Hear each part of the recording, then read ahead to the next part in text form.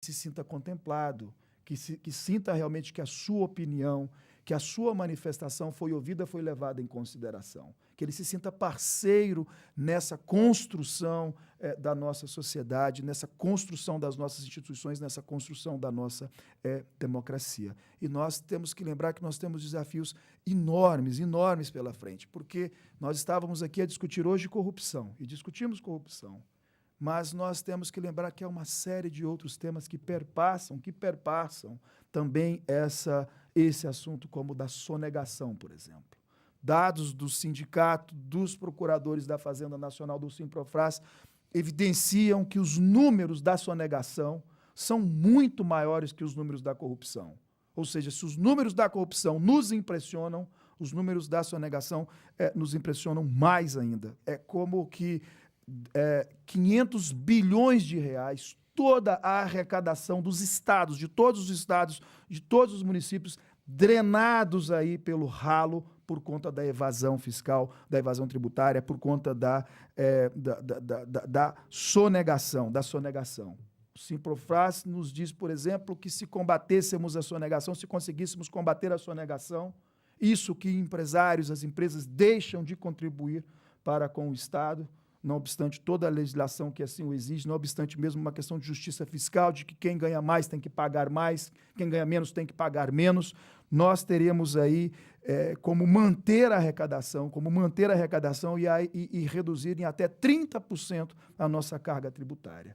Então, me parece de fundamental importância discutirmos, sim, a corrupção na administração pública, evitando, coibindo, prevenindo para que os nossos agentes, os nossos representantes não se envolvam em tais práticas e, se envolverem, sejam por ela responsabilizados, desde que, claro, como dizia, respeitar devido processo legal, o contraditório, a ampla defesa, mas trazemos para o debate também essa questão séria de como o capital vem se apropriando do Estado, vem tolhendo os nossos canais de comunicação, como vem drenando recursos significativos por conta do pagamento da dívida, que deveriam estar, na verdade, sendo investidos em política, em educação, em cidadania, em lazer, em transporte, e essa é uma outra questão que também não discutimos. É como que quase um lugar comum dizer, precisa ter a restrição orçamentária para se pagar o superávit, como se isso fosse uma questão meramente técnica, como se fosse inevitável, como se isso não fosse uma discussão política em que a sociedade pudesse se envolver para definir prioridades.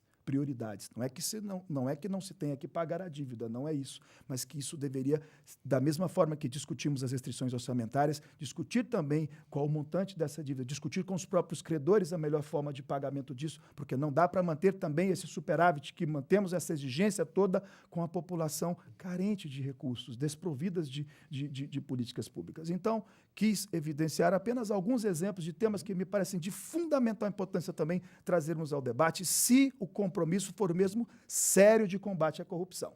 Se não for apenas uma retórica para, na verdade, se afastar esse ou aquele partido do poder. Se não for apenas uma retórica para se criminalizar essa ou aquela conduta. Nós queremos uma sociedade mais participativa, uma sociedade mais engajada, uma sociedade mais informada, uma sociedade, então, que discuta todos esses temas e que esteja pronta para enfrentar esses desafios, afirmando a nossa democracia, consolidando as nossas instituições republicanas. Eu torço, inclusive, que, repito, que esse processo me parece meio irreversível já. Essa cobrança da sociedade me parece irreversível. E só aproveitando, a Confereges leva, ainda no dia de hoje, um debate trazendo para a mesa de debates. Ainda também aqui no Interlege, na sede do Interlege do Senado, do ILB, a professora Maria Lúcia Fatorelli. Isso. Teremos uma conversa com ela exatamente sobre a auditoria de dívidas. Mais uma vez, a Confereges acertada na sua atuação com a nossa queridíssima, competentíssima, nossa referência realmente nesse tema do endividamento público, que é a nossa querida professora Maria Lúcia Fatorelli. Mas ainda dentro do nosso campo da anticorrupção, eu vou contrariar, doutor Flávio, embora, como o senhor bem colocou no ladies first, mas eu vou deixá-la por último e peço ao senhor que faça a sua intervenção. Muito bem. Pois é, eu não poderia deixar o evento encerrar sem, pelo menos, instrumentalizar os nossos queridos ouvintes né, acerca do tanto que eu aqui propugnei, né? A começar pela própria Constituição Federal, que, no seu artigo 74, ao tratar dos sistemas de controle interno, estabelece que os responsáveis por aquele sistema devem dar ciência ao Tribunal de Contas quando tomarem conhecimento de quaisquer irregularidades ou ilegalidades, né? Também, bebendo um pouco no RJU, no Regime Jurídico Único dos Servidores Públicos, a Lei 8.112, nós temos, desde 2011, 5 anos atrás, no artigo 116, inciso 6º, estabelecido o seguinte: são deveres do servidor, levar as irregularidades de que tiver ciência em razão do cargo ao conhecimento da autoridade superior, ou, quando houver suspeita de envolvimento desta, né, da autoridade superior, levar ao conhecimento de outra autoridade competente para apuração, né? Isso é dever do servidor. E lá embaixo, no artigo 126-A, também inserido em 2011, né, está estabelecido que nenhum servidor poderá ser responsabilizado civil, penal ou administrativamente por dar ciência à autoridade superior, naqueles casos que eu acabei de citar. Então, vejam só, é um dever, é um direito, dever, né, de todos nós e de cada um de nós.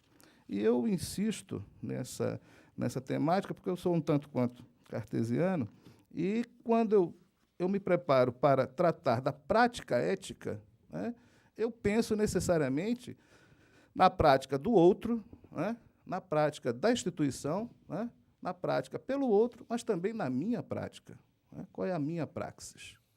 Né? Eu tenho deveres, eu tenho obrigações, e agora, independente de governo, né, tenhamos certeza de uma coisa: ao espolcarem denúncias, comprovação de casos, do Oiapoque ao Chuí, pouco importa quem esteja sentado nas principais cadeiras da República, né?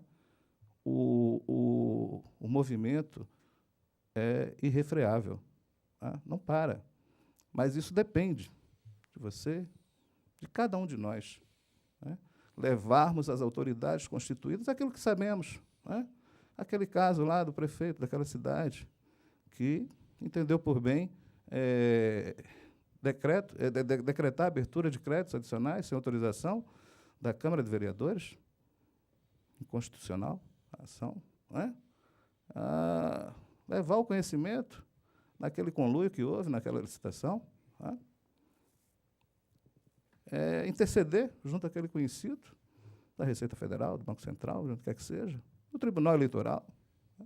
Você não tem informações sobre isso? Levemos às autoridades. É isso que o país precisa, que todos nós hajamos, mas não apenas os outros, nós também. Eu tenho certeza que, em assim fazendo, nós iremos, inclusive, melhorar nós mesmos, porque, à medida em que os malfeitos perpetrados por outros serão alvos de nossas denúncias, possíveis malfeitos que nós intentemos realizaremos ou não, porque outros também haverão de estar nos observando, né? E, enfim, eu tenho certeza que é isso que se mostra como viável e necessário para o momento que vivemos, e também tenho certeza de que nossos filhos agradecerão. Muito obrigado. Perfeito. E agora, por gentileza, a doutora Mirene Dias da Cunha, conselheira substituta do Tribunal de Contas do Estado do Pará, fazendo suas considerações finais. Então, acho que de tudo que a gente debateu aqui hoje, a gente pode chegar à conclusão de que a situação é extremamente complexa e a qualquer solução que, porventura, possamos chegar à conclusão, a gente percebe que essa solução ela envolve realmente uma atuação sistemática de todas as instituições, de todos os órgãos. É importante a gente considerar que, né, como o doutor Joelson aí falou sobre a questão da corrupção, mas também falou sobre a questão da sonegação, e eu vejo essa questão da sonegação como possuidora de uma raiz muito difícil de vencermos, e que talvez a gente consiga vencer esse desafio, que é o desafio da desconfiança da população em relação à maioria das pessoas que as entornam. Em uma pesquisa do Vox Populi, em 2008, ficou constatado entre os entrevistados que apenas 4% das pessoas declararam que confiam na maioria das pessoas que conhecem. Isso é um resultado que demonstra realmente como que impacta, né, a desigualdade impacta no nosso imaginário e nas nossas ações e na nossa postura diante da sociedade.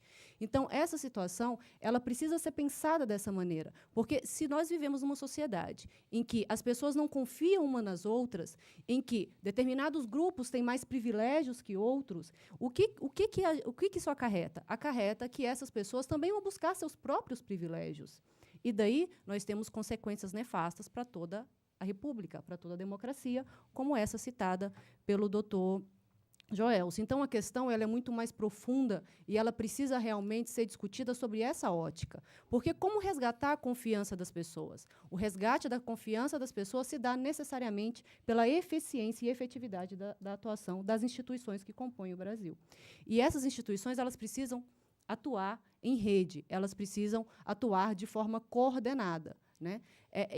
E aí a gente precisa realmente fazer um trabalho de seriedade, comprometimento e, às vezes, até mesmo um trabalho doloroso de olhar para dentro das nossas instituições e retirar, às vezes, de forma definitiva, tudo aquilo ali que nos maltrata, que nos faz sangrar e que nos coloca em situação de vulnerabilidade diante da sociedade. É um processo demorado, mas é um processo de amadurecimento, né, e que eu verifico que é possível ser feito diante dessa corrente, desse terreno propício que tem sido feito ultimamente, com todos esses debates, todos esses protestos, como o senhor bem disse, é um caminho irreversível, mas também é um momento em que a gente precisa, mais do que normas, mais do que regras, a gente precisa de uma mudança de atitude.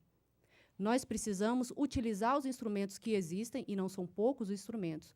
Mas não adianta ter instrumentos se não temos atitudes diante desses instrumentos, né? A gente precisa realmente fazer valer os nossos deveres, né? Nós precisamos assumir os nossos deveres sem qualquer compromisso político, porque o nosso compromisso enquanto agente público, enquanto servidor público, é para com a sociedade.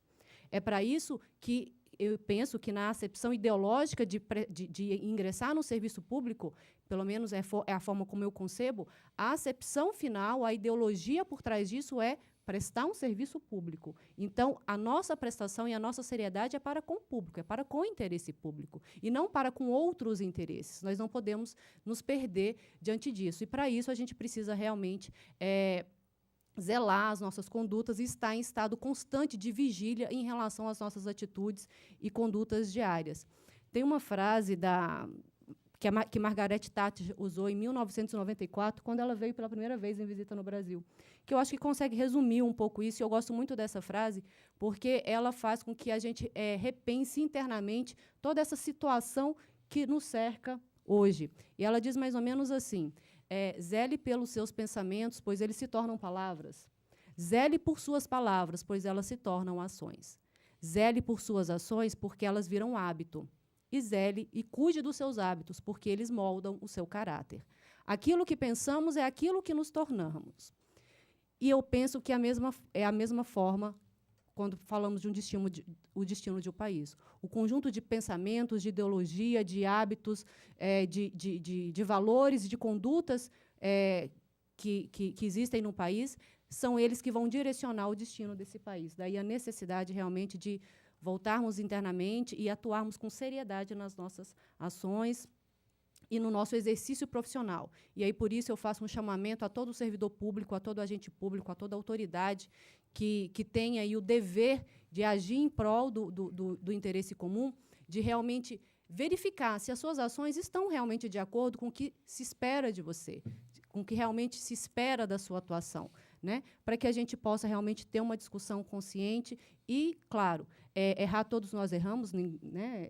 É algo natural da própria condição humana, mas o que não podemos aceitar é a perpetuação do erro. O que não podemos aceitar é uma omissão diante desse erro e que a gente realmente possa partir para uma evolução e para uma consciência mais virtuosa do que é a coisa pública, do que é o dinheiro público, do que é a expectativa da sociedade em relação àqueles que se colocam em condição de atender a essa sociedade. É isso que eu gostaria de falar. Aproveito mais uma vez, doutor Antônio Carlos, pelo convite. Foi uma experiência muito exitosa para mim estar aqui participando desse debate e, como disse o doutor Flávio, Dr. Flávio, lançando sementes realmente aí para que a gente possa, né, que a gente encontre terreno fértil para essa semente, que ela frutifique e que a gente realmente tenha cada vez mais esperança numa mudança. Obrigada. Obrigado. Nós aqui agradecemos e com isso vamos agradecendo ao Senado Federal, ao Interleges, ao IBL, que vem cedendo os seus espaços para essas discussões, porque querem trazer essas discussões a público, através desses 3 expoentes que nós tivemos o prazer de ter hoje aqui conosco.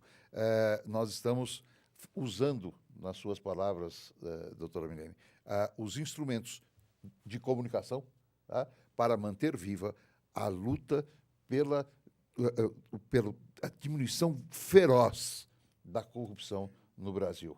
E as entidades que compõem, principalmente os tribunais de contas, a Atricom, a Ampicom, a FENASTC, têm trabalhado unidas em buscar também soluções dentro dos tribunais de contas para aproximá-lo cada vez mais dos anseios da sociedade, e tem sido feito isso com bastante êxito. E com isso, nós, agradecendo mais uma vez a todos, encerramos o programa de hoje. Muito obrigado.